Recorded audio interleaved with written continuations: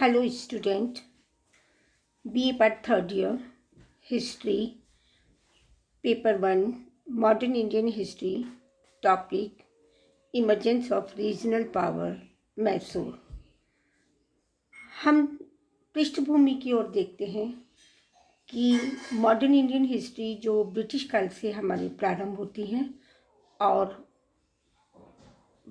भारतीय स्वतंत्रता तक चलती है, उसके अंतर्गत हमने अध्ययन किया था कि 1707 में औरंगजेब की मृत्यु के बाद भारत छोटे छोटे स्वतंत्र प्रांतों में विभक्त हो गया।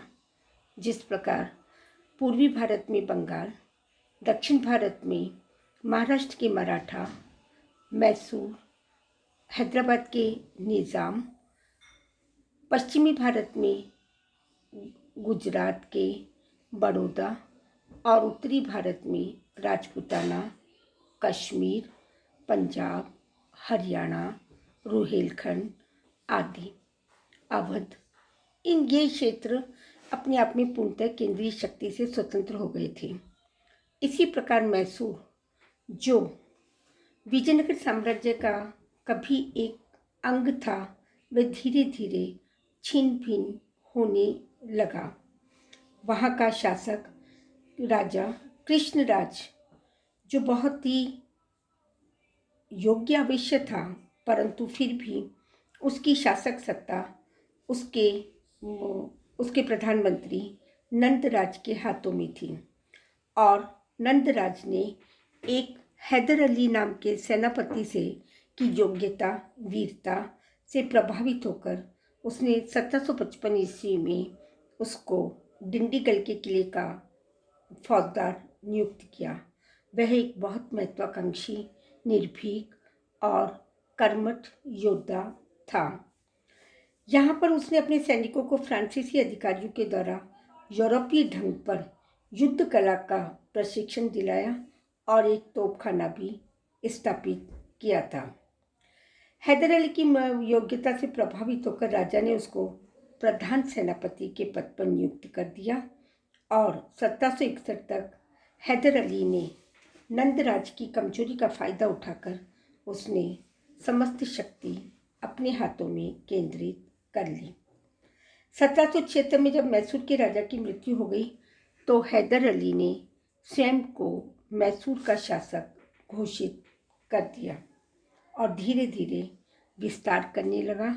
कभी मराठों से संधि की तो कभी उसने निजाम से संधि कर अपने साम्राज्य को विस्तार दिया और संरक्षित किया। हैदर अली के बढ़ते प्रभाव से अंग्रेज चिंतित होने लगे। मराठों ने मैसूर पर आक्रमण किया और विलहली नामक स्थान पर हैदर अली को पराजित किया। 1766 में अंग्रेजों, मराठों तथा निजाम ने मिलकर हैदर अली के विरुद्ध एक शक्तिशाली संघ का निर्माण किया। क्योंकि बच्चों, अंग्रेजों की तो प्रारंभिक नीति रही है, फूट डालो, राज करो, शक्तिशाली को कमजोर बनाओ। 1767 में हैदर अली और अंग्रेजों के मध्य युद्ध छिड़ गया और 1769 में अंग्रेजों को हैदर अली से संधि करनी पड़ी। इस संधि से प्रोत्साहित होकर हैदर अली ने मराठों को कर देना बंद कर दिया। मराठों ने 1772 में पुनः आक्रमण किया, परंतु अंग्रेजों ने हैदर अली की कोई सहायता नहीं की और मराठों को कुछ धन देकर हैदर अली ने उन्हें प्रसन्न रखा। पेशवा माधवराव की मृत्यु के बाद मराठा संघ की कलह और अव्यवस्था से लाभ उठाकर हैदर ने कई स्थानों पर अपना अधिकार कर लिया। हैदर अली ने मराठों को अंग्रेजों के विरुद्ध सहायता देने का वचन दिया और वार्षिक खिराज की राशि में कमी करने का कहा, परंतु अंग्रेज हैदर अली की फ्रांसीसियों से घनिष्ठता की मित्रता पर बहुत नाराज थे। दोनों के बीच में इसी कारण ने युद्ध को अवश्यंभावी बना दिया और दूसरी ओर उनकी साम्राज्य विस्तारवादी नीति अंग्रेजों ने अपनी इस लिप्सा को पूरी करने के लिए भी कार्य किया। फलतः प्रथम आंग्ल मैसूर युद्ध 1767 से 1769 में हुआ था। हैदर अली द्वारा फ्रांसीसियों की सहायता करने, अंग्रेजों के विरोधियों की सहायता करने, हैदर द्वारा मालाबार तट को अधिकृत करना, अंग्रेजों के संधि प्रस्ताव को ठुकरा देना और दूसरी ओर अंग्रेजों द्वारा निजाम और मराठों के बीच बने गुट को तोड़ना।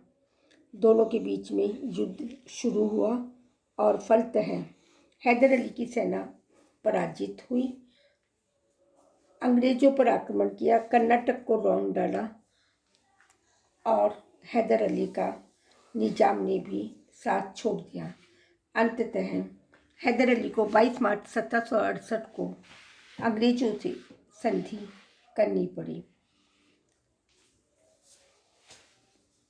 जो संधि 4 अप्रैल 1769 को मद्रास की संधि के नाम से जानी गई।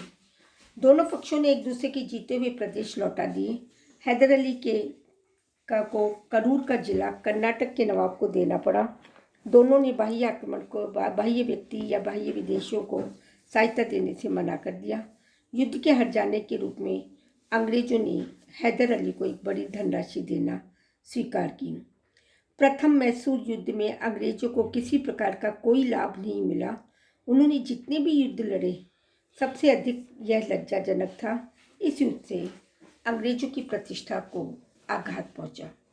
बच्चों, अंग्रेजों की 2 नीतियां थी, फूट डालो राज करो के साथ तथा प्रतिशोध लेना। परिणामतः द्वितीय आंग्ल मैसूर युद्ध भी इसी कारण से हुआ 1780 और 84 में। धन्यवाद।